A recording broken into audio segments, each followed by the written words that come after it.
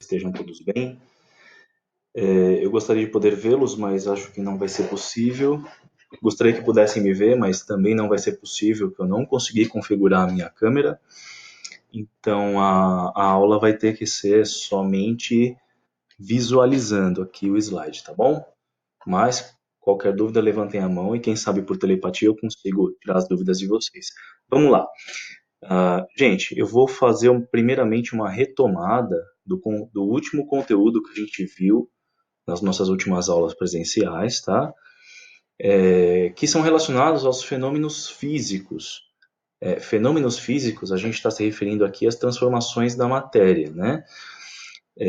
A matéria, ela passa por sucessivas transformações, tá? Ela tem, inclusive, para alguns elementos e algumas substâncias, um ciclo, e cabe a gente tentar entender todo esse contexto no seu aspecto básico por enquanto, tá?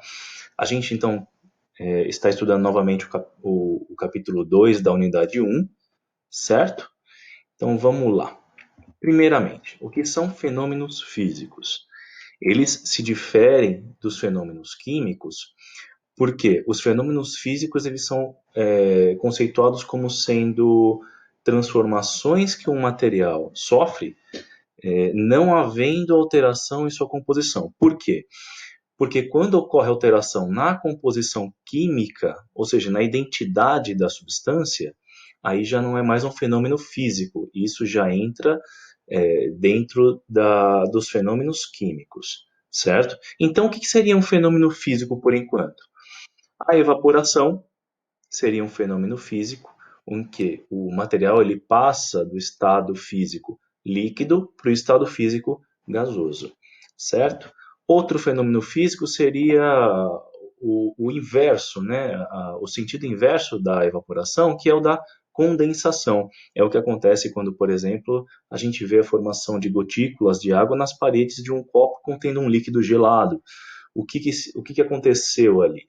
A umidade, a água que tem no ar, na forma de vapor, portanto gás, ao entrar em contato com a temperatura mais baixa da superfície do copo, que é gelado, esse vapor d'água ele condensou, o que significa que a água, na forma gasosa, passou para a fase líquida, certo? O derretimento do gelo, que é a passagem do estado sólido para o estado líquido, certo? Esses são fenômenos físicos. Então, vamos tentar entender. O que são fenômenos físicos? São transformações em que a matéria passa de um estado físico para outro, tá certo? Então, por exemplo, nós chamamos de fusão a passagem do estado sólido para o líquido, de vaporização ou evaporação, a passagem do estado líquido para o gasoso, e claro, existe o caminho inverso, né? A liquefação ou condensação seria a passagem do estado gasoso para o estado líquido. E a solidificação do líquido para o sólido. Claro, alguns materiais menos típicos, eles já têm um processo que pula o estado líquido e passa do sólido diretamente para o gasoso. Esse processo se chama sublimação, tá? E o inverso, né, quando o material passa do estado gasoso diretamente para o sólido, pulando o estado líquido, ele se chama ressublimação. Tá? Iodo é um material sólido que passa diretamente do estado sólido para o estado gasoso. Ele tem essa capacidade. E se diminui a temperatura, ele volta sofrendo ressublimação diretamente para o estado sólido. Tá certo? Então, qual é a ideia? Os fenômenos físicos eles se baseiam em transformações da matéria somente entre estados físicos. Tá? Isso é muito importante. É isso que a gente dá o nome de fenômeno físico. É simplesmente a mudança de estado físico sem mudar a identidade da substância. Percebe que o gelo se torna água líquida, ou seja, aqui água sólida, aqui água líquida, e a água líquida se torna vapor d'água, continua sendo água. Tá? Em todos os três estados físicos, seja gelo, seja água líquida, seja vapor d'água, nós temos água, H2O. Tá? Então a composição da substância não mudou, tá? Só mudou o estado físico dela. Uma coisa que a gente vai reparar é que então a gente tem sendo o estado sólido, estado líquido e o estado gasoso, eles são sucessivos estados da matéria que envolvem a interação com energia, de modo que, se a gente aquece o gelo, ele sofre o processo de fusão e passa para o estado líquido. Se a gente aquece o líquido, ele sofre vaporização e passa para o estado gasoso, certo? Então aí existe uma sequência energética, de modo que do sólido para o gás, a gente tem um aumento de energia, certo? Porque calor é energia. Se você fornece calor para o gelo para ele passar para a água líquida, você está fornecendo energia. Assim como se você fornece calor para a água líquida para ela evaporar e passar para o estado gasoso, você está fornecendo energia. Então é necessário energia para esses processos acontecerem, esses fenômenos físicos acontecerem. E o inverso também é verdade. A gente precisa retirar energia de um material para ele voltar, digamos, do estado gasoso para o estado líquido. E, da mesma forma, retirar ainda mais energia para você conseguir que o material passe do estado líquido para o estado sólido. Tá certo? Até aí, acho que está ok. Bom, isso são fenômenos físicos. Agora, o que são fenômenos químicos, então? São fenômenos em que o material ele vai apresentar diferenças nas suas propriedades. E, na prática, o que acontece? Ocorre mudança na composição do material após uma transformação química. Então, o que seria uma transformação química, por exemplo? Se você tem aqueles comprimidos efervescentes e joga na água, o comprimido ele vai se dissolver, ele vai se transformar numa outra coisa. Ele não está só derretendo. Percebe que ocorre a formação de bolhas de gás. Ah, então ele está evaporando? Também não. Ele está sofrendo uma reação química, o material do comprimido, tá? Que uma parte dele se dissolve na água, uma parte dos produtos formados, e a outra parte dos produtos formados, que são gases, são essas pequenas bolhas aqui, certo? Então, nesse caso, houve uma mudança na composição do material. O comprimido que era antes, ele não vai ser a mesma coisa, não vai ter a mesma composição do que ele é no final do processo, ok? Uma reação química qualquer, essa reação aqui ela parece bem vigorosa, né? Eu não chegaria perto. Uma reação química qualquer, tá? Como, por exemplo, a reação em que você queima alguma coisa, a reação de ferrugem do ferro e de oxidação de outros metais, tudo isso são fenômenos químicos. Ocorre mudança na composição do material. A fórmula química passa a ser outra. Então, a gente tem algo como esse processo aqui. Antes da reação, a gente chama de reagentes, tudo aquilo que vai reagir, que vai passar pela transformação. Tendo passado pela transformação, o que você tem depois da reação, ao final da reação, são os produtos. Tá certo? Beleza? Então tá, vamos seguir. Vamos praticar um pouquinho. Essa é uma questão da página 71 do livro didático de vocês, certo? Então vamos lá. Esse aqui é um exercício resolvido, mas nós vamos comentar essa resolução. Então vamos lá. Após analisar atentamente o gráfico, responda a seguinte pergunta: qual é o estado físico de uma substância a uma temperatura de 25 graus Celsius, com um ponto de fusão igual a 10 graus Celsius e um ponto de ebulição de 62 graus Celsius? E justifique a resposta. Vamos lá. Nós sabemos que toda substância pura, tá, sem estar misturada com outra substância, toda substância tem duas temperaturas características. Uma é a temperatura de fusão, em que o material ele passa do estado sólido para o líquido, e outra é a temperatura de ebulição, em que o material passa do estado líquido para o gás. Não preciso dizer que a temperatura de ebulição é sempre mais alta do que a de fusão. Tá certo? Bom, então imagina um material que ele tem essas duas temperaturas, de modo que abaixo de 10 graus Celsius o material ele é sólido, entre 10 graus e 62 graus o material é líquido e acima de 62 graus Celsius o material é gás. Tá certo? Então vamos lá. Se você tem uma substância a 25 graus Celsius, e essas são as duas temperaturas dessa substância, 25 graus Celsius deve estar aonde? É claro, vai estar entre 10 e 62 graus Celsius. Portanto, estando a 25 graus Celsius, esse material ele deve estar no estado líquido, certo? Vamos lá, se você pegar aqui o valor 25 graus entre o 62 e o 10, ele vai estar batendo aqui nessa curva rosa, ele vai estar exatamente na região onde o material é líquido. Beleza?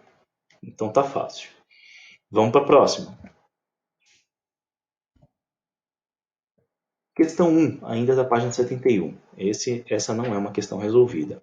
Identifique os fenômenos físicos referentes às seguintes situações. Um copo com água gelada apresenta gotículas nas paredes externas. A gente viu o que é isso, certo? A condensação da água na forma de gás que está presente no ar, devido a uma baixa temperatura da parede do copo, ela entra em contato e sofre o quê?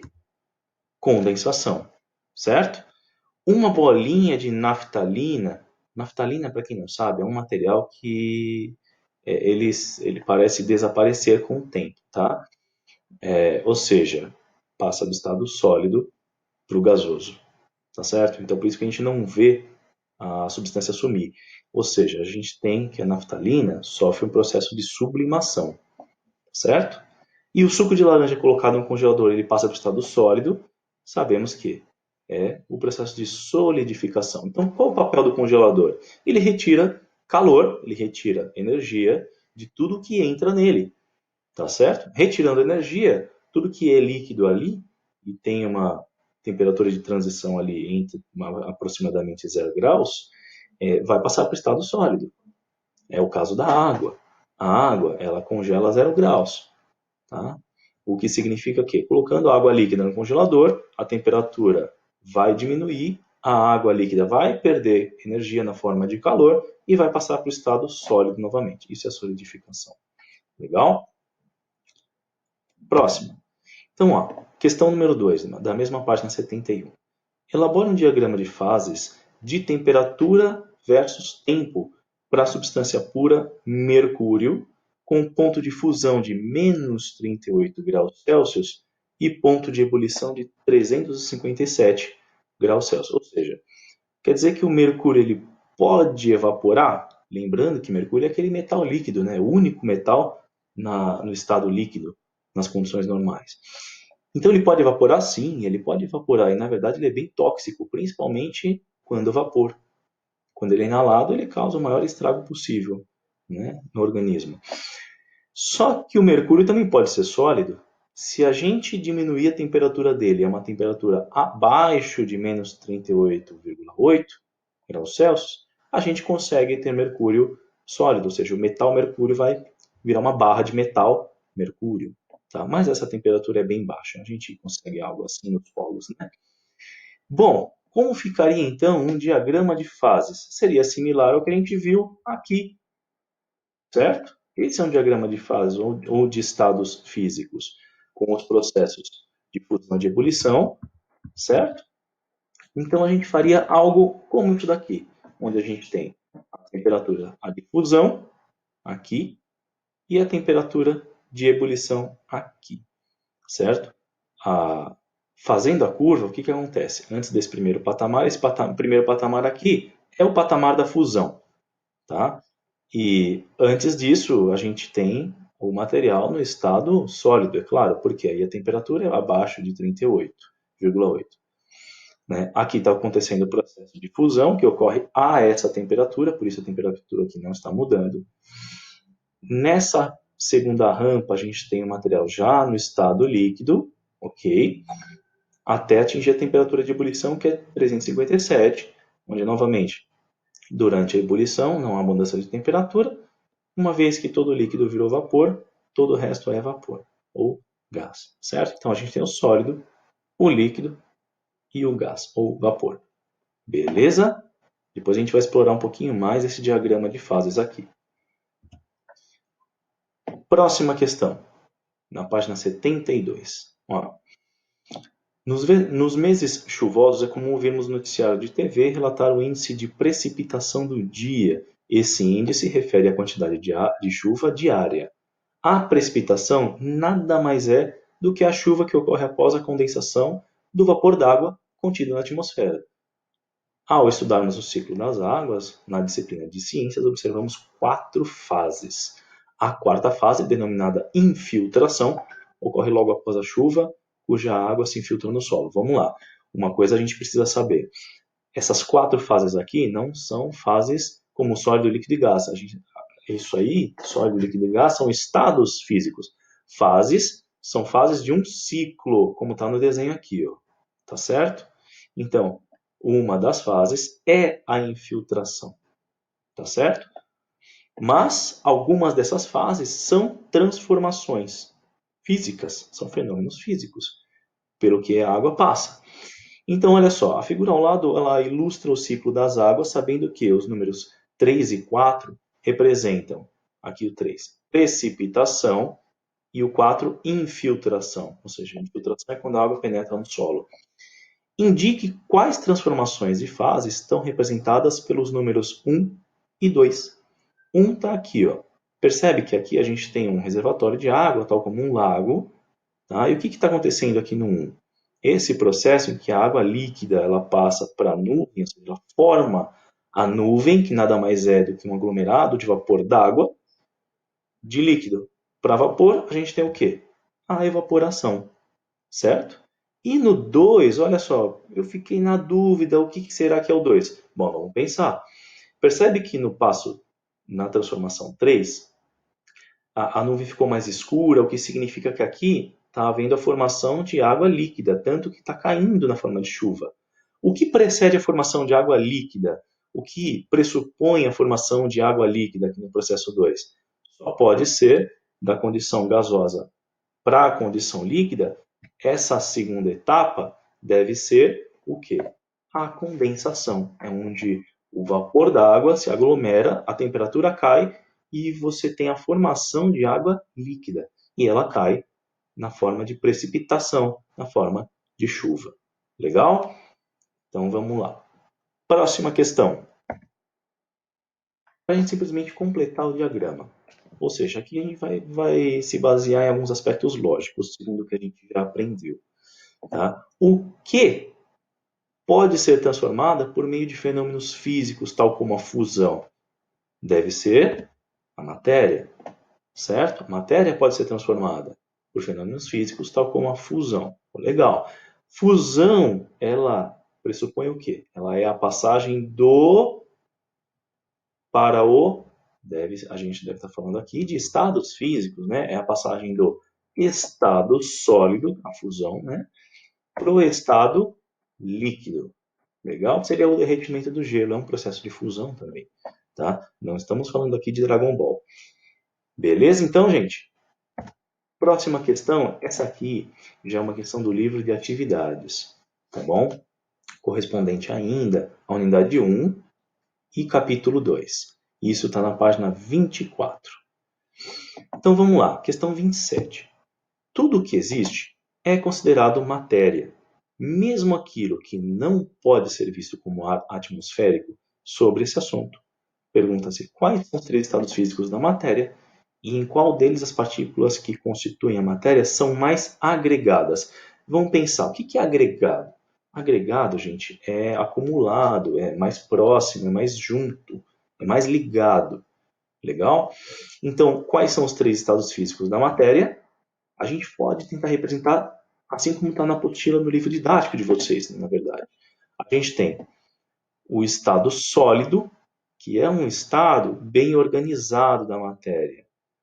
Isso já responde a segunda pergunta, não é mesmo? Nós temos os 3 estados físicos como sendo o sólido, o líquido e o gás. O que é o estado sólido? O estado mais agregado, mais organizado da matéria. O estado líquido é um estado semi-organizado ou semi-caótico, em que a gente tem as partículas, átomos e moléculas, ainda ligados, mas fracamente ligados. de modo que você tem uma boa mobilidade do material. O sólido não, ele tem uma forma definida. Você não vê esse átomo ou essa partícula sair daqui e migrar para cá. No líquido isso acontece, embora esteja ligado, mas a partícula pode migrar de um ponto a outro do material. Por isso que o líquido não tem forma definida, ele é mole. Já o estado gasoso é um estado desorganizado, um estado caótico, que existe um movimento aleatório das partículas, tá certo? Então, qual é o estado em que a matéria está mais agregada, está com as partículas mais agregadas? É o estado sólido. Legal? Beleza. Questão 29. Tudo o que vemos ou sentimos pode ser caracterizado como fenômeno físico ou químico. Enquanto você lê esse exercício, por exemplo, vários fenômenos químicos estão ocorrendo em seu corpo. Outros exemplos são secar roupa no varal, queimar açúcar para fazer caramelo, o derretimento de neve e a formação de ferrugem em uma superfície metálica. Então, entre os fenômenos descritos A, B, C e D, quais são físicos e quais são fenômenos químicos? Vamos lá, secar roupa no varal. O que acontece com a água que está na roupa? Ela recebe o calor ambiente, principalmente do sol, e passa do estado líquido, a água passa do estado líquido na roupa para o estado gasoso. Então, a gente tem uma transição de estados físicos. A água continua sendo água depois de se tornar gás. Então, é somente um fenômeno físico. Legal? Queimar açúcar para fazer caramelo. O açúcar permanece com a mesma cor antes e depois de ser queimado? O que vocês acham? Percebe o seguinte, a mudança de cor ela é um forte indício de que o material sofreu um fenômeno químico, tá certo? Então, quando o açúcar, que é um cristal branco, se torna caramelo, tá? Ele muda de cor, ele muda de sabor, ele muda algumas outras propriedades. Então, a gente consegue, com certeza, classificar isso como um fenômeno químico. De fato, o açúcar ele deixa de ser sacarose para se tornar uma outra coisa. Ocorre até quebra de molécula aí no processo. Por isso, inclusive, ele muda de cor. Legal? O derretimento da neve. O derretimento a gente já sabe que é um fenômeno físico. Da mesma forma como a roupa seca no varal, ela passa do estado líquido para o gasoso, o derretimento da neve é a passagem do estado sólido da neve, sim, neve é sólida, tá? Para o estado líquido, derretendo, certo? O que é neve? Neve são pequenos fragmentos de gelo, tá certo? Gelo é água sólida. Então, D, a formação de ferrugem em uma superfície metálica. O que vocês acham? O ferro continua sendo ferro depois que ele enferruja? A parte enferrujada já não é mais ferro, até pela mudança de cor e de textura do material. Fica empoeirento o material, né? Então a gente pode classificar como fenômeno químico. Ocorre uma modificação, sim. Ok? Até aqui, beleza? Então vamos seguir. Vamos lá, estudar uma propriedade específica da matéria. Respira aí, gente. Vocês já ouviram falar muito disso. Densidade, ela nada mais é do que uma propriedade específica. O que significa? Que é uma propriedade que não depende de quanto material você tem. Tá certo? Por exemplo, você pode ter um copo d'água e você pode ter uma piscina d'água. A água que está no copo e a água que está na piscina tem a mesma densidade. Tá certo? Então não depende da quantidade. Legal? Uma gota d'água tem a mesma densidade do que o oceano inteiro, do que a água do oceano inteiro. Legal? Então isso é densidade. Vamos lá. É o mesmo que a gente tentar comparar. Vamos lá. Olha a situação que tem no livro didático de vocês. Vocês têm 1 quilograma, percebe? As balanças, elas têm a mesma massa. 1 quilograma de chumbo e 1 quilograma de algodão. Aí você faz a pergunta, qual pesa mais? Qual tem mais massa? Nenhum. Ambos têm a mesma massa. Mas aonde está a diferença? Nos ponteiros. A gente esquece os ponteiros. Isso aqui é só comparativo. Aqui tem 1 quilo, aqui tem 1 quilo. Tá bom? Só que para ter 1 quilo de chumbo, basta uma bolinha desse tamanho. Para você ter 1 quilo de algodão, você vai ter um monte desse. Certo? Então, pergunta, qual tem a maior densidade? Deve ser aquele mais pesado. Você se faz a pergunta, qual tem maior densidade? É o mesmo que perguntar qual é o mais pesado, entre aspas. Tá certo? Então, o que tem maior densidade deve ser o chumbo. E o que tem a menor densidade, ou seja, o mais leve, o menos denso, é o algodão. Beleza? O que é densidade, então? Densidade é a relação entre a massa de um material e o volume desse material. Vamos lá, vamos lembrar. Massa é a quantidade de matéria, tá certo? Medida em gramas, quilogramas, toneladas, miligramas, etc. Volume é o quanto de espaço o material ocupa, ou seja, o quão grande ele é, certo? Por exemplo, a gente tem a mesma massa dos dois materiais, tanto de chumbo quanto de algodão. Mas qual ocupa mais espaço? O algodão. Qual tem maior volume? É o algodão. Se a gente tiver a mesma massa para os dois, que é o caso aqui, o algodão vai ocupar um volume maior porque ele é mais leve. Legal? Ele tem menor densidade. Sendo a densidade a relação entre a massa e o volume, bom, a gente pode se perguntar, então, por que algumas coisas boiam na água, outras coisas afundam na água, algumas coisas que boiam na água afundam em outro líquido que não é a água. É o caso aqui, ó, como tem no livro de vocês. No primeiro copo, a gente tem água e gelo. Tá, mas os dois são água. Sim, os dois são H2O. Só que o gelo tem menor densidade do que a água líquida. Percebe? A água sólida tem menor densidade do que a água líquida. Ou seja, a água líquida é mais pesada que gelo. Por isso a gente tem os icebergs. São grandes ilhas boiando. Né? São enormes porções de gelo boiando no oceano. Tá? São os icebergs. Então vamos lá. Se o gelo tem menor densidade, é menos denso, então ele é mais leve. Certo? Então o que significa? Que a água líquida sendo mais pesada, ela vai, entre aspas, afundar. Ela fica para baixo e o que é mais leve fica para cima.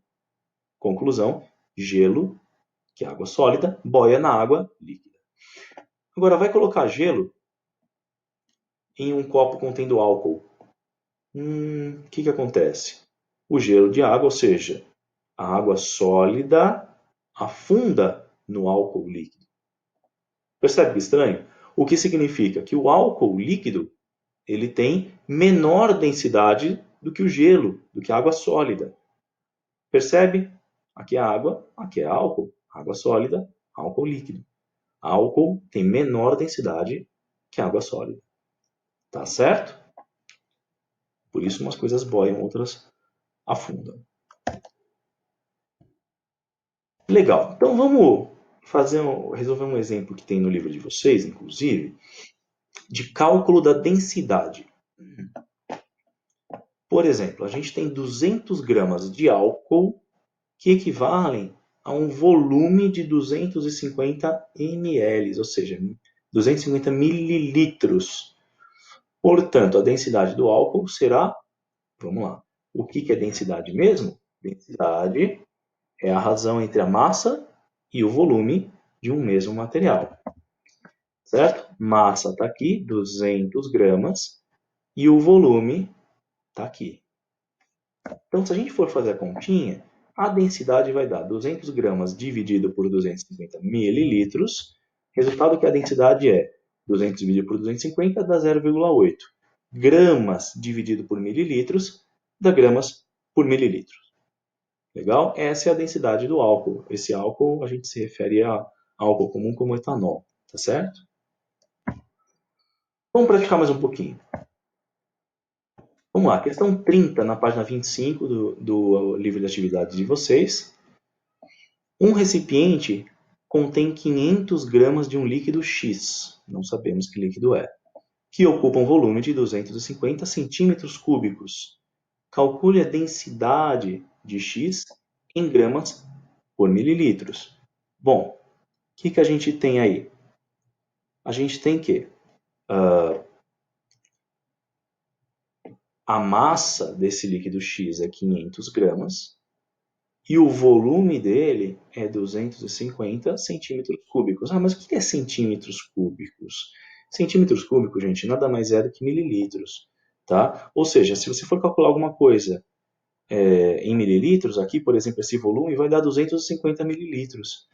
1 centímetro cúbico equivale a 1 mililitro, tá certo? Seria algo assim, ó.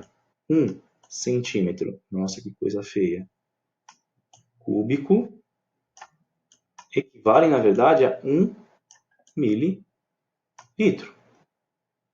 Ficou bonito, hein, gente? Tá? Então, é 1 para 1. Ou seja, se a gente tem 250 centímetros cúbicos, nós temos 250 mililitros, tá certo? Então, não precisa esquentar a cabeça com isso.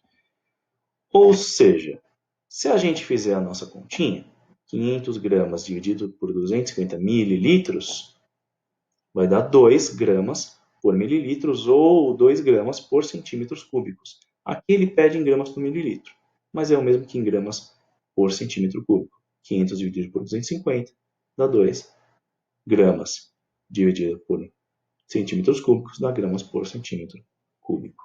Legal? Vamos para a próxima. Imagine que tenhamos um grupo de materiais. A esse grupo atribuímos certas características que denominamos propriedades da matéria. Cite 2 propriedades gerais e 2 propriedades específicas da matéria. Isso a gente viu na sala de aula. Vocês lembram? Citamos várias propriedades. Ele só quer 2 gerais e uma específica. Ah, ele quer 2 específicas. Legal. Vamos pensar. 2 propriedades gerais. Nós acabamos de falar de 2 delas. Ah, densidade? Não, densidade é específica. Tá? Uma das propriedades gerais que a gente encontra é a massa. Todo material tem massa. O que mais todo material também tem? É propriedade geral. O volume. Se a gente relacionar massa e volume, a gente consegue uma propriedade específica da matéria, que é a densidade. Será que a gente consegue pensar em mais uma? Uma segunda propriedade específica. Vocês não lembram que toda substância tem 2 temperaturas características? A temperatura em que o material passa do estado sólido para o material líquido deve ser o quê? A temperatura de fusão. Então, cada substância tem uma temperatura de fusão que é própria daquela substância. A água, por exemplo, é a 0 graus. É a temperatura de fusão da água. Legal? Então, é uma propriedade específica da água. Toda água tem essa temperatura. Tá? Ela pode ser modificada por alguns fatores, mas isso nós vamos investigar posteriormente. Mas é uma propriedade específica também a temperatura de fusão, a temperatura de ebulição e outras mais, tá bom? Vamos para a próxima. Que é isso aí. Gente, assim que possível, eu vou postar novas resoluções de exercícios. Espero que vocês tenham compreendido, exercitem, tá? Cumpram com a programação que sugerimos para vocês nas aulas, tá? Com o cronograma. E vai fundo. Nós teremos nossos momentos para tirar dúvidas no chat. Qualquer dúvida, manda lá. Entra no chat e a gente conversa por lá. Legal, gente? Valeu, até a próxima.